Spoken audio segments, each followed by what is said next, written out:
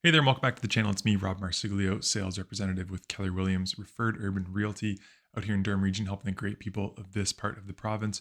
Doing my best to bring you weekly content on this channel, covering all things greater Toronto area real estate. Today, as you can see from the thumbnail, we're going to hop right into property tax hikes in the city of Toronto. Now, here's the article from the CBC. Toronto property owners could see 10.5% tax hikes as part of the 2024 budget. Consultations to take place in the coming weeks. Toronto staff are recommending a 9% hike to the city's residential property tax, the largest single year increase since amalgamation in 1998, as they look to fill a nearly $1.8 billion budget shortfall in 2024. With the recommendation of an additional 1.5% increase to the city building levy, property owners could see their tax bill jump 10.5% this year if the figures go unchanged during the 5 weeks of scheduled budget debates. Now, on Wednesday morning at a news conference, Councillor Shelley Carroll outlined some of the changes to the budget. It's no secret that it's going to be a challenging financial year, Carroll told reporters, adding that higher property tax bills are necessary to maintain important city services. She said the increases would cost the average household an additional $30 per month or roughly $360 annually. I feel strongly that we cannot keep kicking that can down the road. We need to get our city back on track.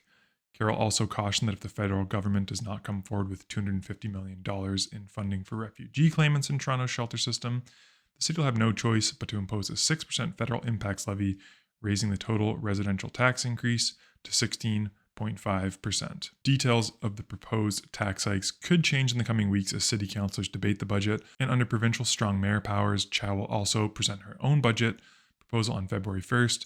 Council is set to vote on a final fiscal plan on February 24th. As a one-off, I don't see this tax hike causing too much issue in the Toronto housing market. The average household only needs to incorporate, roughly $30 more a month into their budget. I think that can be weathered. It's down the road where it could become an issue if these tax hikes keep on continuing. We've heard stories about Markham, 3% tax hike this year, but down the road it's proposed a 94 to a 98% tax hike number. I think that's when you'll start seeing more stress on households. That's when you'll really start seeing buyers coming into the market being impacted by meaningful tax increases, their buying power being kind of severely reduced. Put this single tax hike into context, we'll pull this chart back up from Zoocasa, which shows municipalities, cities from all over Ontario and where their property tax rates rank. You can see Toronto over here at 0.63%. So even if you raised it by that 10.5, even 16.5%, you're still not getting nearly to the levels of even places like Oshawa, where the tax rate's already 1.3%. Kingston, it's closer to 1.4%. Going all the way up to North Bay, Sudbury, Sault Ste. Marie, you're talking 1.6% and above. This isn't isolated to just the city of Toronto. Tax increases will come across the board in the greater Toronto area.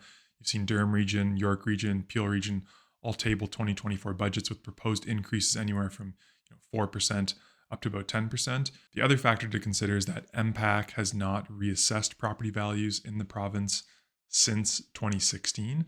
So once that happens, even if the rates stay relatively unchanged, property values have gone up since 2016. That's also going to affect the actual amount, the dollar amount that people are paying in property taxes on an annual basis. But as of right now, as a one-off, going back to Toronto specifically, a 10.5% increase in property taxes only represents, let's say, a 0.5 to 1% reduction in buying power in mortgage capacity for somebody looking to buy a home in the city. That's all the tax talk for this video. Let's jump into some actual market numbers. What is happening with active inventory early in the year?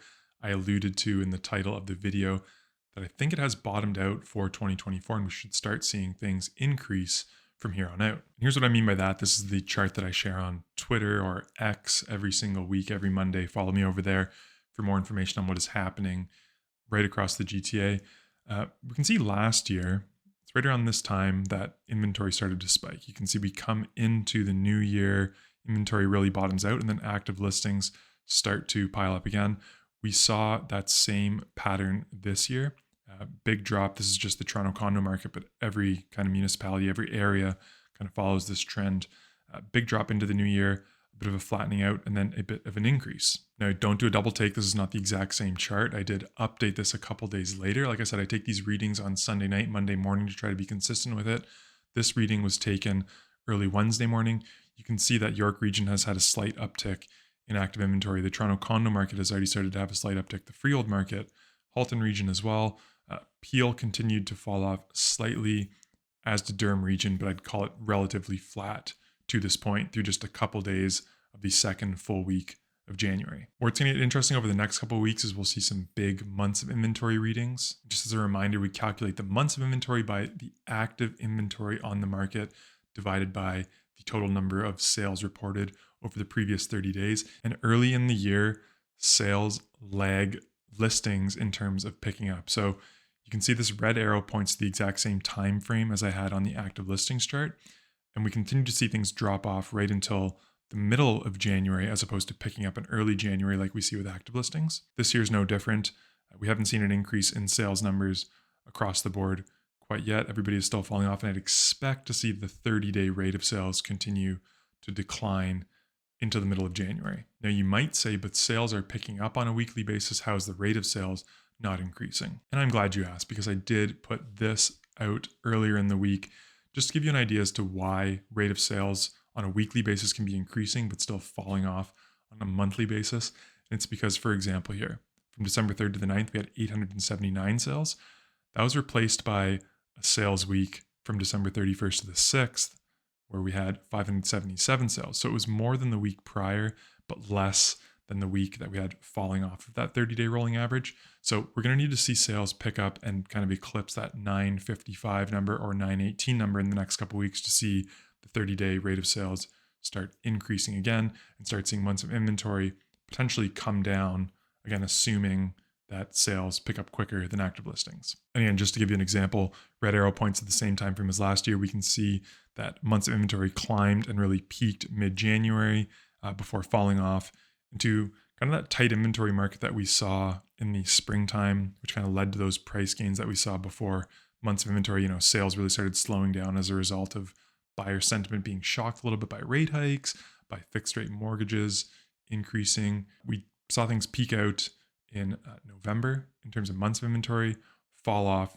through the holidays, and then starting to see them pick back up. I wouldn't be surprised to see months of inventory climb for maybe another week, week and a half before that rolls over into the spring market. All that being said, if you are a seller who's looking to sell your home, you want to get into a market with a little less inventory out there to compete against, getting to market sooner than later may not be a bad strategy. Winter's been pretty mild so far. Who knows if that keeps up, but that usually does play a big part in how active buyers are out in the marketplace too. So, and as a buyer, inventory is as low right now as it's going to be for the rest of the year. So there's definitely more selection coming. Will that selection be in your budget, be with a realistic seller, is the other question to be answered. All right, that's it for this video. I hope you got some value. Please let me know in the comments below what you thought, what questions you have. What do you think about these tax rate hikes? What do you think is going to happen with inventory? Do we see prices run up in the spring like we saw last year? I love hearing your thoughts on all these questions in the comments below. Let me know and I'll get back to you. Until we speak again next week, please stay safe and cheers. Hey there, I really appreciate you watching this video all the way to the end. If you enjoyed it, I've got another video for you right here on the screen. And, while you're here, maybe just click on my face, subscribe to. I don't want you to miss anything going forward.